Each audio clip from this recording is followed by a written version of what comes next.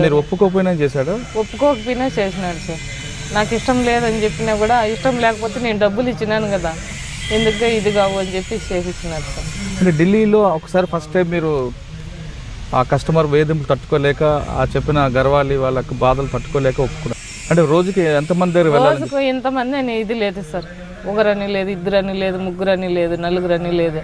వారు రేయం బొగులు అదే పని మీదనే ఉండాలి. మేమైతే అంటే ఒక మిషన్లా పనిచేస్తాం, ఒక మిషన్ మాదిరే పని చేస్తూనే ఉండాలి. నైట్ కూడా ఏం నిమ్మలం కూడా ఉండదు. కనీసం తిండి తినే కూడా నిమ్మలం ఉండదు. వాళ్ళు ఎక్కువ కస్టమర్, అది ఒకరు కానీ, ఇద్దరు కానీ, ముగ్గురు కానీ, నలుగురు కానీ లోపలే కస్టమర్లు పెట్టుకొని ఒకరి మించి ఒకరు ఇది చేసుకుంటూనే ఉండాలి సార్. అది లోపల కూడా నువ్వు వేరే వాళ్ళ తాకు మళ్ళీ వేరే వాళ్ళ తాకు పంపించకూడదు. నీ తాకు ఎంతమంది కానీ అంతమంది నువ్వే ఇది చేయాల. అట్లా టైంలో మేము ఇది చేసి కూడా మాకు పొద్దు గుంకెలకు మాకు నీరసం వచ్చినట్టు అయిపోతుంది, సుస్తు అయిపోతుంది.